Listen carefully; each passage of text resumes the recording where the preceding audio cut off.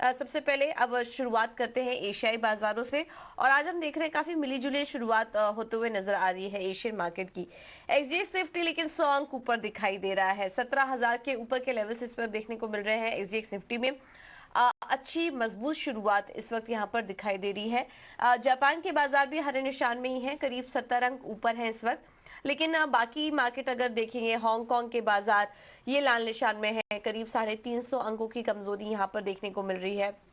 और इसके अलावा कॉस्पी और शंघाई के बाजार भी लाल निशान में ही देखने को मिल रहे हैं। तो इस वक्त शुरुआत जो दिखाई दे रही है एशियाई बाजारों की, वो काफी मिली जुली है।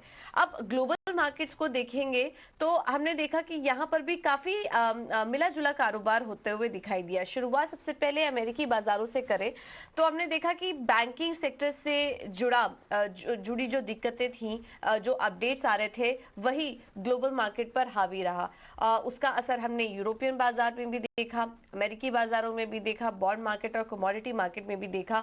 और अक्रॉस द वीकेंड भी हमने देखा कि ये जो संकट है, इससे जूझने के लिए काफी सारे ऑफिशियल्स, अथॉरिटीज की कमेंट्री भी एक के बाद एक निकल कर आ रही है। तो ये पूरा जो सेक्टर है ये अभी भी फोकस में है और इसमें स्टेबिलिटी बनाए रखने के लिए तमाम जो सेंट्रल बैंकर्स हैं, सरकार है, वो कोशिश में लगी हुई है। और वही कोशिश का जो असर है, उन कोशिशों का जो असर है, वो बाजार में भी देखने को मिल रहा था। हमने देखा कि शुक्रवार वाले सेशन में उतार चढ़ाव काफी था अमेरिकी बाजारों में, लेकिन उसके बाद जो क्लोजिंग हुई वो हरे निशान में हुई और डाउ जोन्स में करीब 132 अंकों की तेजी देखने को मिली। तो निचले स्तरों से अच्छा सुधार था और बैंकिंग स्टॉक से हमने देखा कि सपोर्ट मिलता हुआ दिखाई दिया, वहां पर अच्छी तेजी थी, एक रिकवरी देखने को मिली, जिसके चलते हमने देखा कि बाजार में सुधार देखने को मिला। यूएस अथॉरिटीज की तरफ से भी कमेंट्स आ रहे थे, उनका कहना था कि बैंकों के लिए इमरजेंसी लेंडिंग को वो आगे भी बढ़ा सकते हैं। और एक के बाद एक हमने देखा कि जेनेट येलेन की भी बयान इस बीच काफी आ रहे थे और उन्होंने वो इसी कोशिश में है कि बैंकिंग सिस्टम में जो स्टेबिलिटी है वो बरकरार रखने की उनकी पूरी पूरी कोशिश रहेगी।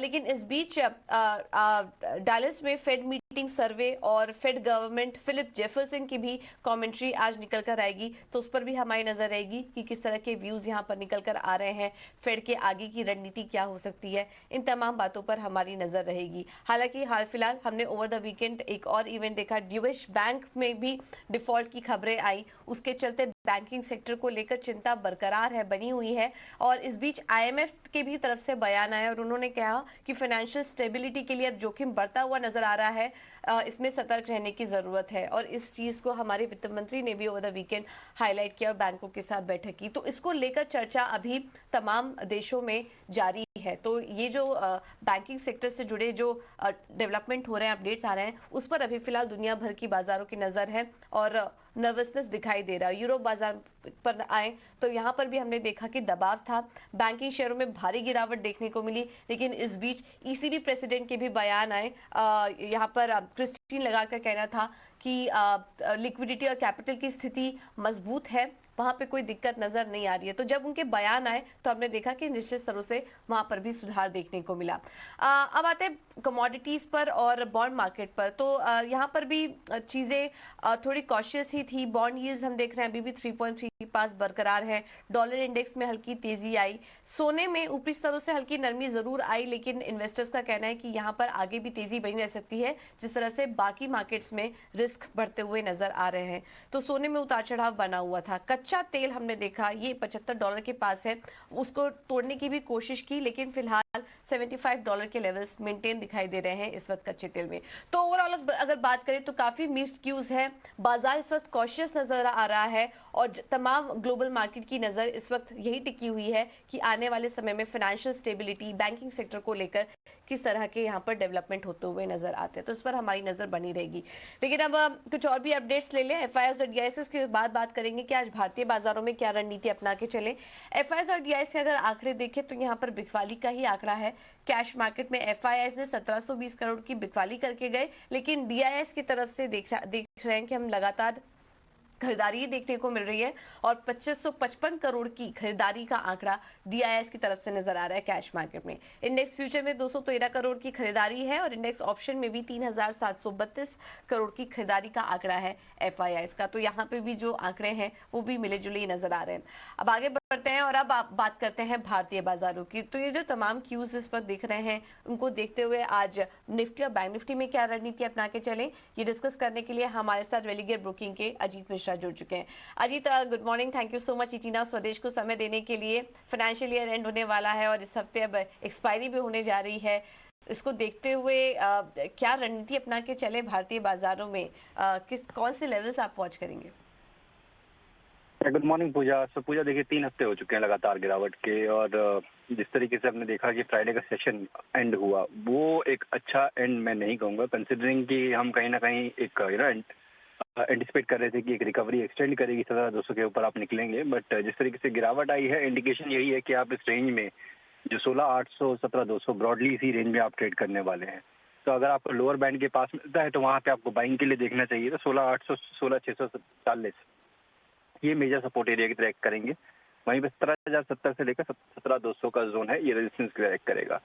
तो आपको वही अपर बैंड के पास शॉर्टिंग अपॉर्चुनिटी, लोअर बैंड के पास बाइंग अपॉर्चुनिटी। निफ्टी में एटलीस्ट आपको यही एक ट्रेड के लिए रखना चाहिए। बैंकिंग में अभी मिक्स्ड इंडिकेशन है, क्योंकि यहाँ पे अगर आप देखेंगे तो 2 नाम एक्सिस और आईसीआईसीआई वो अभी भी रेजिलियंस दिखा रहे हैं। बाकी सारे नामों में आपने देखा है कि काफी ज्यादा गिरावट या फिर साइडवेज टोन निकल रहा है। तो हो सकता शायद यहाँ पे अंडर परफॉर्मेंस ना है। अभी जो दूसरे इंडेक्स मेजर्स हैं जैसे कि रिलायंस, जहाँ पे प्रेशर कंटिन्यू कर रहा है, वही इंडेक्स को ट्रैक करे।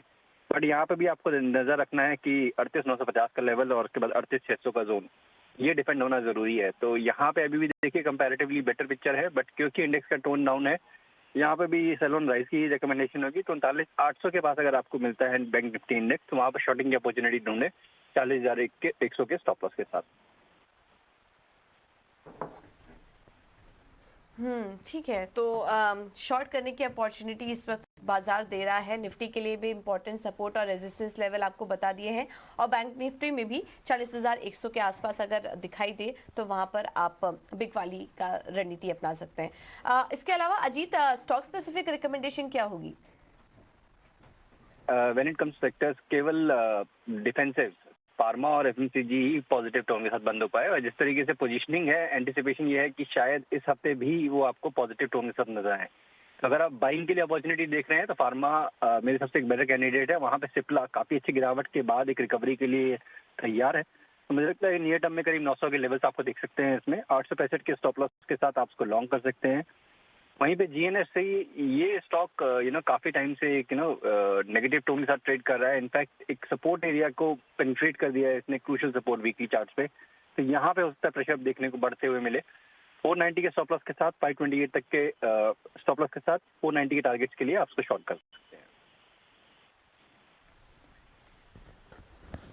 ऑलराइट, ठीक है। तो ये है राय स्टॉक स्पेसिफिक रिकमेंडेशन। सिप्ला खरीदारी करके चलिए 900 के लक्ष्य के लिए। जीएनएफसी में बिकवाली की राय 490 के लक्ष्य के लिए। तो इस वक्त इंडेक्स के जो हाल हैं, हम जितने भी एनालिस्ट से बात कर रहे हैं उनका यही कहना है कि इस वक्त स्टॉक स्पेसिफिक रणनीति अपनानी ज्यादा बेहतर स्ट्रैटेजी इस वक्त दिखाई दे रही है। अजीत, बहुत बहुत धन्यवाद आपका समय देने के लिए, मार्केट पर अपनी राय देने के लिए और ये रिकमेंडेशन भी देने के लिए आज के लिए। तो चलिए, ये तो बात हुई इक्विटी मार्केट की, लेकिन अब